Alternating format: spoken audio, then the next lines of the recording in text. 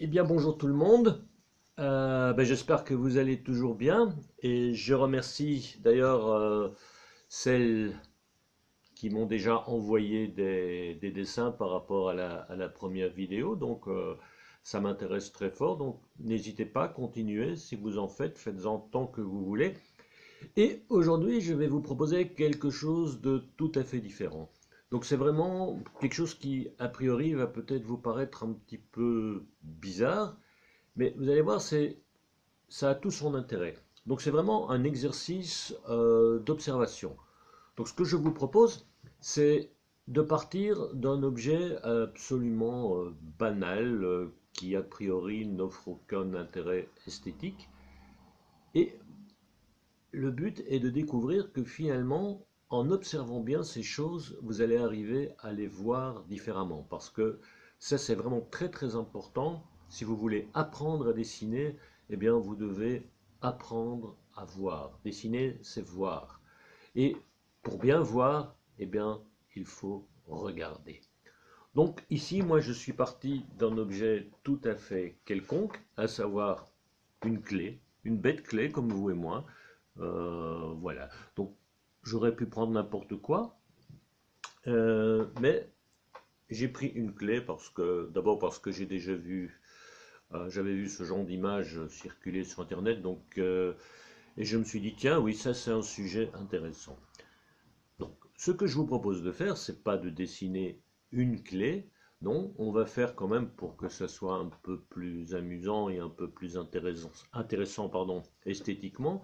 Ce qu'on va faire, ce que je vous propose en tout cas, c'est de faire une composition à partir de cette clé. Enfin, maintenant, si vous n'avez pas une clé comme ça, vous pouvez le faire avec un autre objet, hein. Pardon, j'y reviendrai tout de suite.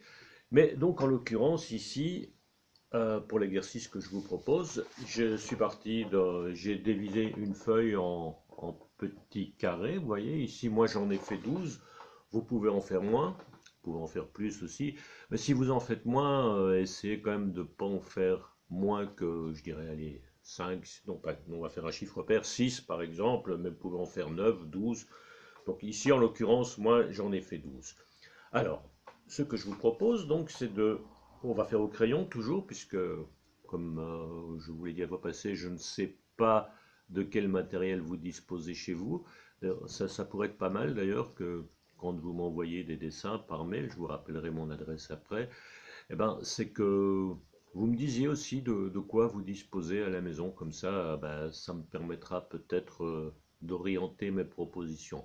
Mais en attendant, on va rester dans le basique au niveau technique. Donc, j'ai fait ces petits carrés et maintenant, ben, je vais simplement poser, bon, puisque moi je suis parti de la clé, je la pose à côté de moi et je dessine un fragment. Je ne la dessine pas en entier. Voilà, je prends un crayon, ici c'est un simple crayon HB. Bon, pour la composition, après, parce que moi je l'ai déjà fait en entier, hein, mais je vous la montrerai après. Mais donc moi je suis parti d'un crayon HB dans la composition, mais j'ai employé trois crayons. Si vous en avez, ça c'est pas mal. Donc j'ai pris un 3B et un 6B. Donc, mais si vous n'avez qu'un seul crayon, si vous n'avez que du HB, donc le crayon tout à fait ordinaire, ben, ça conviendra parfaitement. Donc ici, je fais vraiment un travail d'observation. Et c'est en ça que c'est intéressant parce que finalement, cette clé, ben, vous pensez que vous savez comment c'est. Et donc, si je vous demande de dessiner une clé comme ça, vous allez me dire, oui, c'est facile, on fait un machin comme ça. Eh ben non, si vous regardez bien, vous allez voir que c'est pas comme ça. Qu'il y a plein de détails, qu'il y a des petits creux, qu'il y a des petits rebords, qu'il y a des épaisseurs, qu'il y a des ombres. Et c'est ça le but de l'exercice, en fait. C'est vraiment de bien, bien regarder. Enfin voilà, je ne vais pas passer des heures à dessiner une clé devant vous. Je ne pense pas que ça soit particulièrement enrichissant, ni pour vous, ni pour moi. Donc voilà, en fait, je fais simplement. Et puis je dessine, voilà, j'ai dessiné là un morceau de clé. Et puis après, ben, je retourne ma clé, je vais faire un peu sous un autre angle, et ainsi de suite.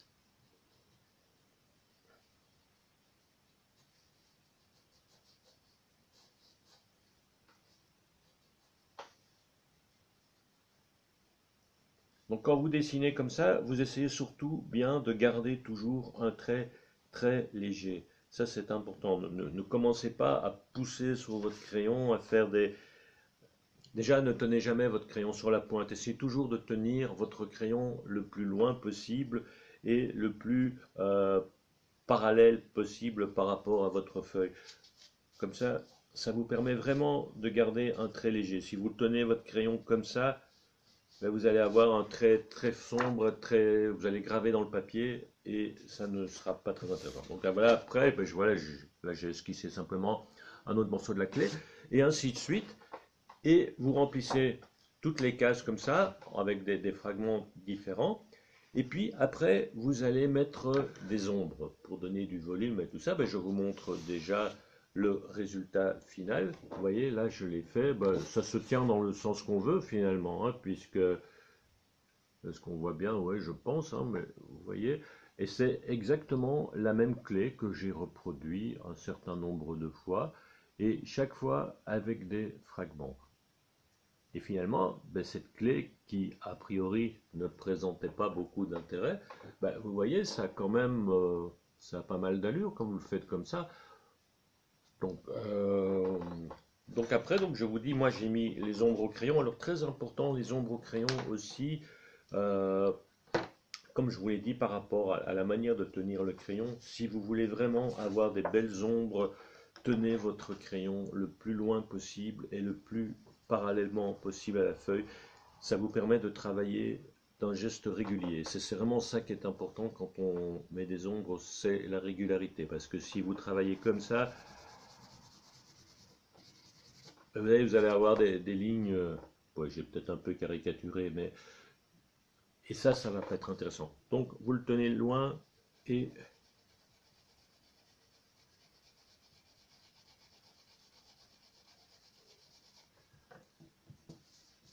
voilà, comme ça. Et puis si vous les foncez, vous repassez une fois dans l'autre sens.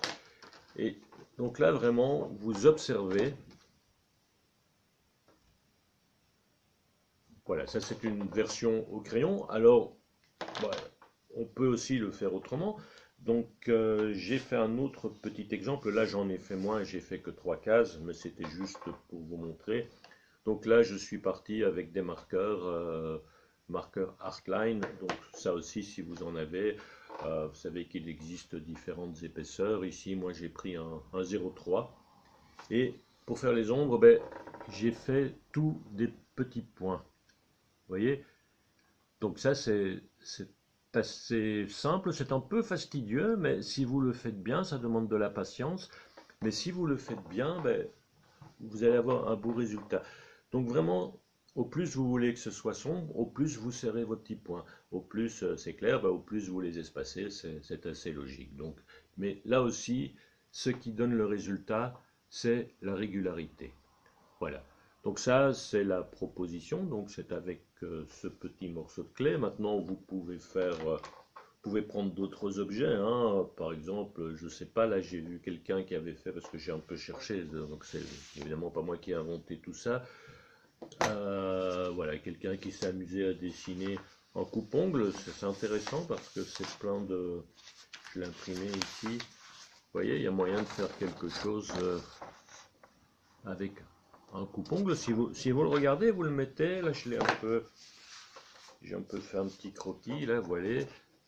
Enfin, tous les objets du quotidien, voilà. Là c'est la petite pince. Ici j'ai pris la graffeuse. Ben, et bon, je ne sais plus ce que je disais. Donc, mais ça n'a pas d'importance. Donc voilà, vous pouvez essayer avec d'autres objets, vous pouvez en faire autant que vous voulez. Voilà, ici, voilà, ça c'est quelqu'un qui a fait avec des pneus de vélo, ça c'est toujours pas mal aussi, les pneus de vélo. Tout ce qui est mécanique, ici, voilà, ça c'est avec un téléphone, enfin encore un ancien téléphone à cadran. Vous voyez, c'est chaque fois des fragments. Et finalement, peu importe l'objet, peu importe que l'objet soit un objet qui vous plaise ou pas, ce qui est intéressant, c'est de l'observer et de le dessiner. Voilà. Ben, pour cet exercice-ci, je pense on va en rester là. Donc, je pense que vous avez bien compris, c'est pas très difficile à comprendre. Et c'est important, c'est observer, observer, observer. Vous allez voir qu'au plus vous allez faire d'exercices de ce type, au plus vous allez aiguiser votre regard et au mieux vous arriverez à dessiner. Donc voilà, ce que j'aimerais évidemment, bien sûr encore, c'est que vous m'envoyez de nouveau vos dessins sur mon adresse mail. Je pense qu'elle est avec le lien, sinon je vous la répète, c'est didekey, D-I-D-E-K-E-Y, @hotmail.com. Voilà. Et donc vous m'envoyez, si vous avez des questions à me poser, n'hésitez pas, par le même biais, vous m'envoyez un petit mail et je vous réponds. Voilà. Eh ben, je vous souhaite du bon travail et on se retrouve très bientôt. J'ai d'autres propositions encore plus intéressantes. Et puis, on va bientôt se retrouver, hein. Allez, bye!